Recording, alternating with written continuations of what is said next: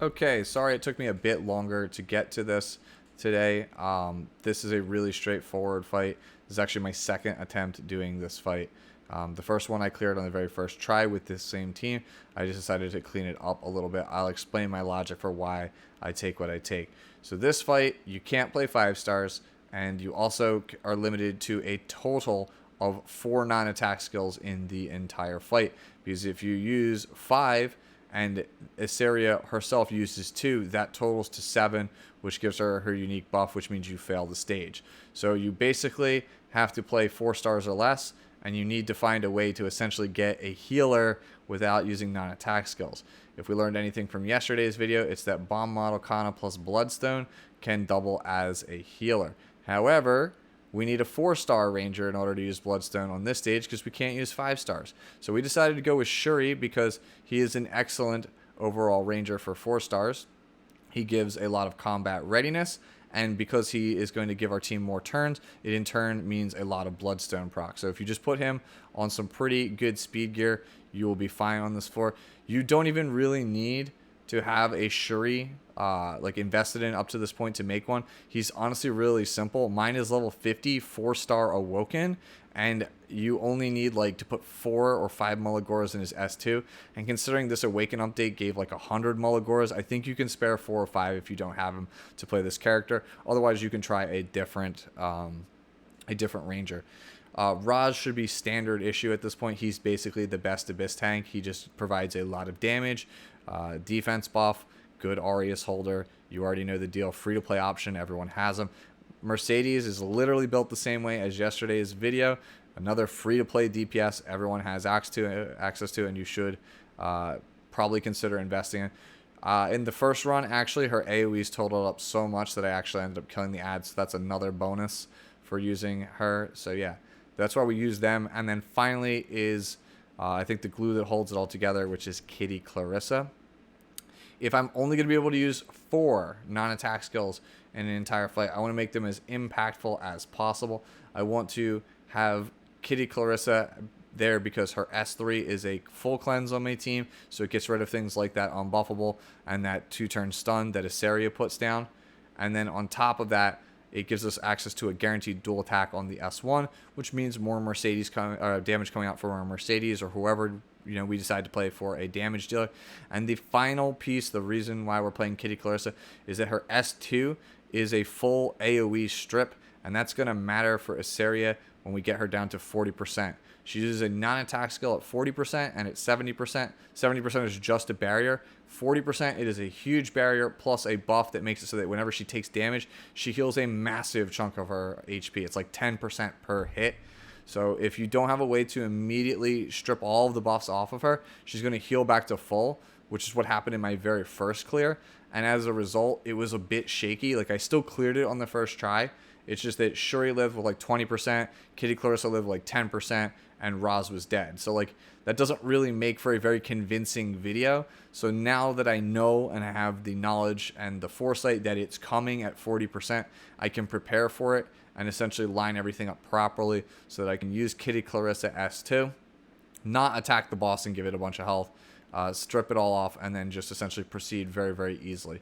The reason why I S3 here with Schuri when I have 5 focus, even though it's worse than the S1, is Bloodstone heals a portion of the total damage dealt on the move, which means the AoE will heal more than the S1. So you can see here is now the big barrier with the heal. That's the leaf buff. Even though Roz has a strip, I don't want to go into her because he can only strip 1 buff, which means he'll strip the barrier, and then she'll still get back 10% HP. So we're trying to dodge Asaria whenever possible. We win the 50-50 on the S1, so we don't hit her and she doesn't heal off of that. Now it is Kitty Clarissa's turn coming up, and you can see we just S2 here after we throw up the cuteness buff.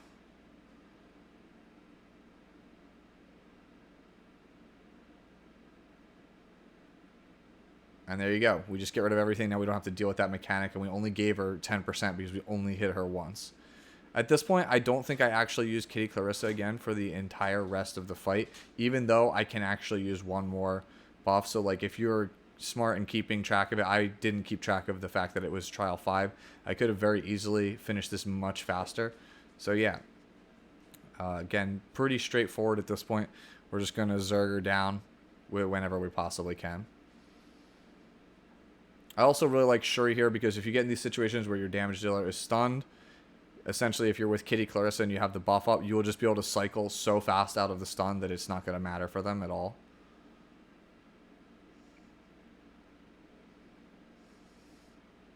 So there's one out. This is going to pull Schuri again. Boost up 25. Schuri again. Boost up 25. Schuri again. Boost up 25. And look at all that healing we're getting back here. And that's that S1 again. If I was keeping track, I could have actually gone again with Schuri there. But I forgot how many stacks I had, and I'd rather just play it safe. I am playing Schuri on Unity set, just so that way I have more chances to just essentially get SR, or I'm sorry, CR. It's just one of those things where we were trying to go for it. It didn't really pan out in this fight, but I decided to go for it just because I had it. If you don't have Unity, you don't really need to play it. Yep, I thought I would have had the S1 up, but I don't Molagora it, so...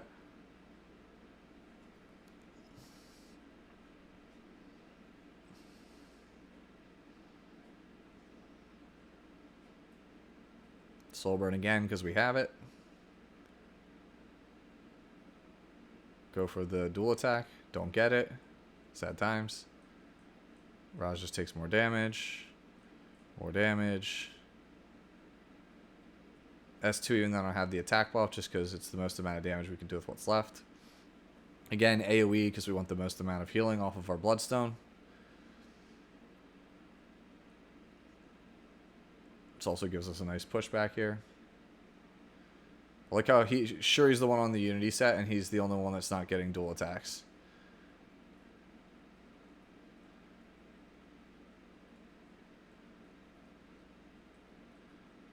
And this does nothing to Raj because he has immunity. S1. There we go. There's the Unity.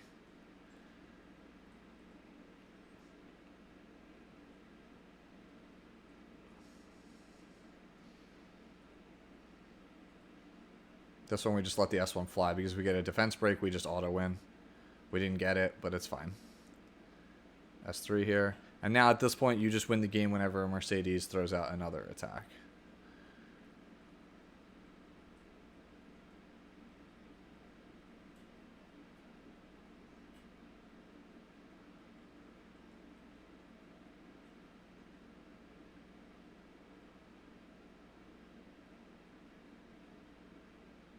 Yeah, at this point it doesn't really matter if Schuri dies or any of that.